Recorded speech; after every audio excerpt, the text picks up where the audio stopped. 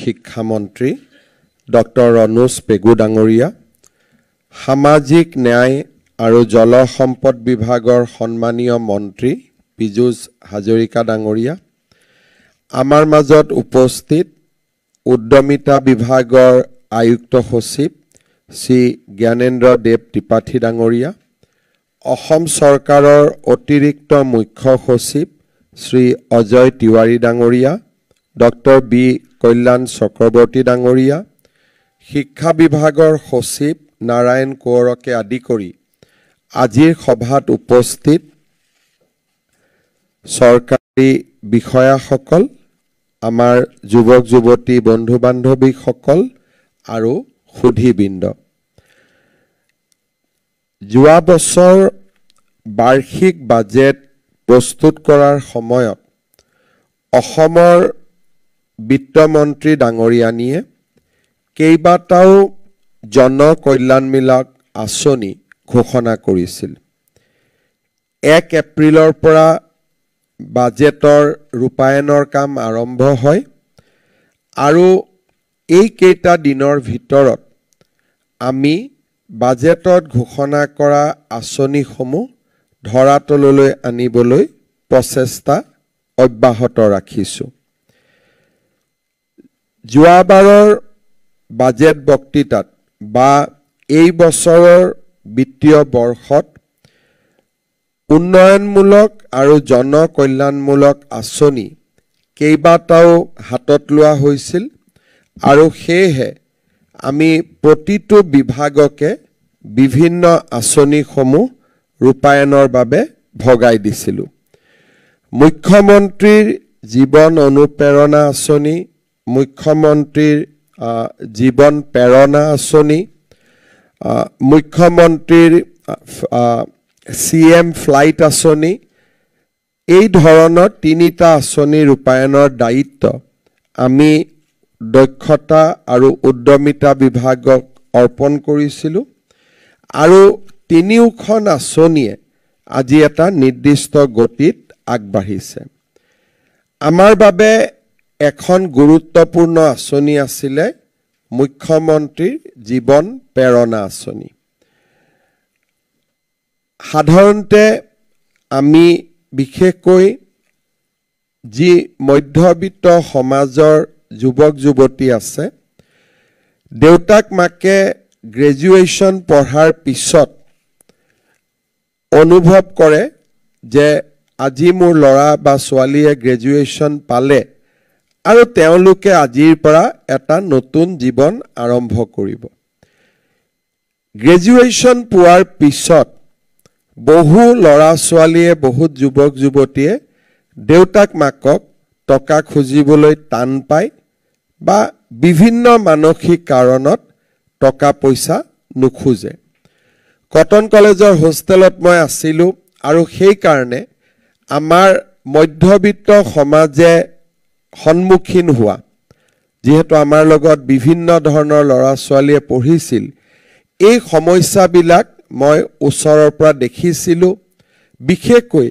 ছাত্ৰ ছাত্ৰী আৰু সদ্য উত্তীৰ্ণ ছাত্ৰ ছাত্ৰীয়ে সন্মুখীন হোৱা সমস্যাসমূহ।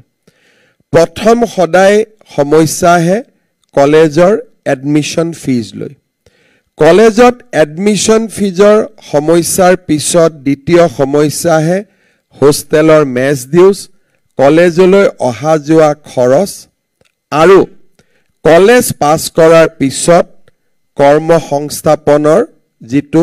প্ৰয়োজনীয়তা, তাক আমি কেনেকৈ পূৰণ কৰিম। মুখ্যমন্ত্ৰী হোৱাৰ দিনৰে পৰা আমাৰ যুৱক যুৱতীয়ে সন্মুখীন হোৱা সমস্যাবিলাক সমাধানৰ বাবে আমি নিৰন্তৰ প্ৰচেষ্টা কৰিছোঁ আৰু তাৰে প্ৰয়াস আৰু প্ৰচেষ্টাৰ অংগ হিচাপে কেইবাটাও নতুন আঁচনি আমাৰ চৰকাৰে হাতত লৈছে। আজি অসম চৰকাৰে বিগত 6-7টা বছৰত আমি যুৱক যুৱতীসকলৰ নামভৰ্তি ক্লাছ 11ৰ পৰা পোষ্ট গ্ৰেজুৱেটলৈকে আমি সম্পূৰ্ণ বিনামূলীয়া কৰিছোঁ। উচ্চ মাধ্যমিক আৰু উচ্চতৰ মাধ্যমিক পৰীক্ষাৰ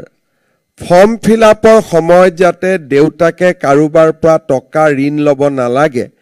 তাৰ কাৰণে আমি ফৰ্ম ফিল আপো বিনামূলীয়া কৰিছোঁ। কলেজত শিক্ষা টকা পইচাৰ অভাৱত যাতে আমাৰ ছাত্ৰীসকলে কম আধা বাটত সামৰিব নালাগে তাৰ কাৰণে নিযুত মইনা আঁচনিৰ সৃষ্টি হৈছে। সেই শৃংখলতাতে আজি আমি আৰু এটা আঁচনি হাতত লৈছোঁ, মুখ্যমন্ত্ৰীৰ জীৱন প্ৰেৰণা আঁচনি। মই যিমান দূৰ জানো বা মই ষ্টাডি কৰিছোঁ, ভাৰতৰ কোনো ৰাজ্যতে এই আঁচনিটো নাই। যি ধৰণে নিযুত মইনা আঁচনি অসমৰ এটা ব্যতিক্ৰমী আঁচনি, এই আঁচনিটো আমাৰ বাবে এটা ব্যতিক্ৰমী আঁচনি। মোৰ প্ৰচেষ্টা আছিলে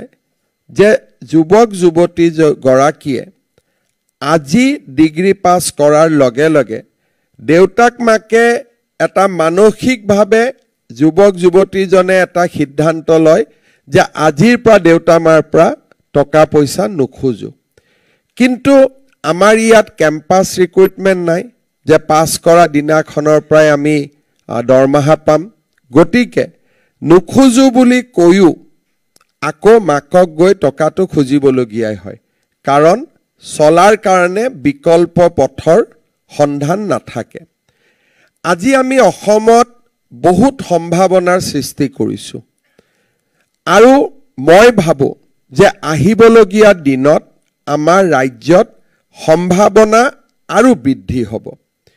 কিন্তু সম্ভাৱনাসমূহ নিজৰ জীৱনৰ লগত খাপ খোৱাকৈ তাক বিচাৰি উলিওৱা, তাৰ বাবে নিজক প্ৰস্তুত কৰাৰ বাবে অন্ততঃ এটা বছৰ আমাক সময় লাগে। আৰু সেইকাৰণে এই বছৰৰ পৰা আমি সিদ্ধান্ত লৈছোঁ যে স্নাতক পৰীক্ষাত উত্তীৰ্ণ হোৱাৰ লগে লগে এটা বছৰ আমি সেই যুৱক যুৱতীক প্ৰতি মাহত ২৫০০ টকাকৈ আমি এবছৰৰ বাবে এটা বৃত্তি প্ৰদান কৰিম। ই নিবনুৱা ভাত্তা নহয়, কাৰণ আমি ভাবোঁ যে এটা বছৰ চৰকাৰে সমৰ্থন দিলে ল'ৰা ছোৱালীয়ে নিজৰ ভৰিত নিজে থিয় হ'ব পাৰিব। আৰু অসমত যদি কোনোবাই আজি সঁচাকৈয়ে নিজক সংস্থাপিত কৰিব খোজে, লোকসেৱা আয়োগৰ পৰীক্ষা আজি ট্ৰান্সপাৰেণ্ট পৰীক্ষা, আসাম ডিৰেক্ট ৰিক্ৰুটমেণ্ট এক্সামিনেশ্যন আজি এটা ট্ৰান্সপাৰেণ্ট পৰীক্ষা, আজি অসমত ছেমি কণ্ডাক্টৰৰ দৰে উদ্যোগ স্থাপনে ইণ্ডাষ্ট্ৰিয়েল এমপ্লয়মেণ্টৰ এটা নতুন পথ মুকলি কৰিছে। আৰু কেইদিনমান আগতে আমি CM ফ্লাইট য'ৰ জৰিয়তে ফৰেন লেংগুৱেজৰ শিক্ষাৰ জৰিয়তে জাপান, ছাউথ কোৰিয়া, ছিংগাপুৰতো আমি নিয়োগৰ এখন নতুন বজাৰ আমি সৃষ্টি কৰিব বিচাৰিছোঁ। সমান্তৰালভাৱে আমাৰ দেশৰ উন্নয়নৰ লগত খাপ খুৱাই ৰাজ্যৰ বাহিৰতো কৰ্মসংস্থাপনৰ ব্যৱস্থা নিশ্চিতভাৱে আগতকৈ আজি বহুখিনি আগবাঢ়িছে। মুখ্যমন্ত্ৰীৰ আত্মনিৰ্ভৰ আঁচনিৰ দৰে আঁচনিৰ জৰিয়তে আমি আত্মসংস্থাপনৰ সুবিধা দিওঁ। প্ৰধানমন্ত্ৰীয়ে মুদ্ৰাৰ দৰে আঁচনিৰ জৰিয়তে উদ্যমিতাক সাৱটি ল'ব বিচৰা ল'ৰা ছোৱালীৰ কাৰণে উইদাউট মৰ্টগেজ বেংকত লোনৰ ব্যৱস্থা কৰিছে। ৰাজ্য চৰকাৰে ২ লাখৰ পৰা ৫ লাখ টকালৈকে আৰ্থিক অনুদানৰ ব্যৱস্থা আৰম্ভ কৰিছে। আৰু ষ্টাৰ্টআপ ইনোভেশ্যনতো আজি আমাৰ ল'ৰা ছোৱালী জড়িত হৈছে। মই বিশ্বাস কৰোঁ যে এই এটা বছৰৰ আৰ্থিক ছাপোৰ্টে বা অৰ্থনৈতিক ছাপোৰ্টে প্ৰত্যেকগৰাকী যুৱক যুৱতীক এটা সুস্থিৰ সিদ্ধান্ত লোৱাত সহায় কৰিব। নহ'লে আউট অফ ডেছপাৰেশ্যন কেতিয়াবা আমি য'ত আমাৰ এক প্ৰকাৰ ক'ব গ'লে য'ত আমি যাব খোজো সময় লাগে সেই সময়খিনি নোপোৱাৰ কাৰণে কেতিয়াবা য'ত আমি যাব নিবিচাৰো বা জীৱনৰ যিটো সেকেন্ড এণ্ড থাৰ্ড চইচ হয় তাক আমি সাৱটি ল'ব লাগে এটা বছৰৰ সুস্থিৰতাই এটা বছৰৰ সমৰ্থনে আমাক আমাৰ ভাষাত ক'ব গ'লে খুব ঠাণ্ডা কৰি নিজৰ জীৱনৰ সিদ্ধান্ত লোৱাত আমাক সহায় কৰিব সেইবাবে ফেব্ৰুৱাৰী মাহৰ 1 তাৰিখৰ পৰা 2026 চনৰ ফেব্ৰুৱাৰী মাহৰ 1 তাৰিখৰ পৰা 2027 চনৰ জানুৱাৰীৰ 31 তাৰিখলৈকে প্ৰতি মাহত আমি 2,500 টকাকৈ আমাৰ গ্ৰেজুৱেশ্যন হোৱা ল'ৰা ছোৱালীখিনিক আমি দি যাম আৰু অহা বছৰ সেই ধৰণে যিটো নতুন বেটছ পাছ কৰিব 2026ত আমি তেওঁলোকক দিম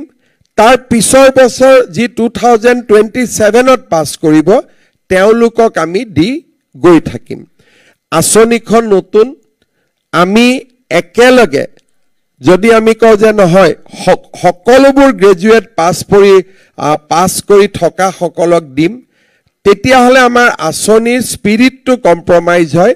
কাৰণ আমি বিচাৰো যে এবছৰতকৈ যিসকল এতিয়াও নিবনুৱা হৈ আছে তেওঁলোকক যদি আমি সমৰ্থন কৰো ই এক নিবনুৱা ভাত্তালৈ ৰূপান্তৰ হ'ব ইয়াক আমি আনএমপ্লয়মেন্ট এলাউন্স হিচাপে দিব খোজা নাই ইয়াক আমি এটা incentive to do something good for the society to grab the opportunity আমি ইয়াক এটা ইনসেন্টিভ দিব খুজিছো which is distinct from unemployment allowance সেইবাবে আমি 2025 চনত পাছ কৰা সকলো গ্ৰেজুৱেটক ইয়াত সামৰি লম with some exception যদি আজি আমাৰ ছোৱালীসকলে গ্ৰেজুৱেট পাছ কৰি পোষ্ট গ্ৰেজুৱেট পঢ়াৰ সিদ্ধান্ত লৈছে তেওঁলোকে চৰকাৰৰ পৰা ইতিমধ্যে 2,500 টকাকৈ লাভ কৰি আছে আৰু নেক্সট 4 বছৰ তেওঁলোকে পাই থাকিব নিযুত মইনা আঁচনিৰ অধীনত সেই কাৰণে যিসকলে নিযুত মইনা আঁচনিৰ বেনিফিচিয়াৰী তেওঁলোকক আমি এই আঁচনিখনৰ জৰিয়তে পুঁজি আগবঢ়াব বিচৰা নাই আদাৰৱাইজ তেওঁলোকে 5,000 টকা পাবগৈ নিযুত মইনাৰ জৰিয়তে 2,500 আৰু জীৱন প্ৰেৰণাৰ জৰিয়তে 2,500 5,000 হ'বগৈ ডুপ্লিকেসি নহবৰ কাৰণে আমি নিযুত মইনা আঁচনিৰ অধীনত যিসকলে ইতিমধ্যে চৰকাৰৰ পৰা 2,500 টকাকৈ পোৱা আৰম্ভ কৰিছে তেওঁলোক এই আঁচনিখনৰ বাবে আমি তেওঁলোকক বিবেচনা কৰিব খোজা নাই দ্বিতীয়তে যিসকলে প্ৰাইভেট ইউনিভাৰ্চিটিত পঢ়ে ৰয়েল গ্লোবেলে হওক ডাউনটাউন ইউনিভাৰ্চিটি হওক আমি বৰ্তমান ধৰি লৈছো যে তেওঁলোকৰ পিতৃ মাতৃৰ এটা আৰ্থিক স্থিতি আছে ল'ৰা ছোৱালীক সহায় কৰিবৰ বাবে এই বছৰ আমি তেওঁলোকক আঁচনিত অনা নাই কিন্তু ভৱিষ্যতে প্ৰয়োজন হলে আমি শংকৰদেৱ ইউনিভাৰ্চিটি হওক বা প্ৰাগজ্যোতিষ ইউনিভাৰ্চিটি হওক কৃষ্ণগুৰু আধ্যাত্মিক মহাবিদ্যালয় হওক যিখিনি সামাজিক ক্ষেত্ৰৰ বিশ্ববিদ্যালয় আছে অৰ্থাৎ যিসমূহ আউনিয়াটি সত্ৰৰ বিশ্ববিদ্যালয় আছে যিখিনি প্ৰফিট নোহোৱা বিশ্ববিদ্যালয় আছে বা সামাজিক সংগঠনে স্পন্সৰ কৰা বিশ্ববিদ্যালয় আছে তেওঁলোকক আমি অনাগত দিনত বিবেচনা কৰাৰ কথা আমি নিশ্চয় চিন্তা কৰিম ইয়াৰ পিছত যাৰ পিতৃ মাতৃ চৰকাৰী চাকৰিয়াল তেওঁলোকক আমি এই আঁচনিত নলওঁ কিন্তু চতুৰ্থ বৰ্গৰ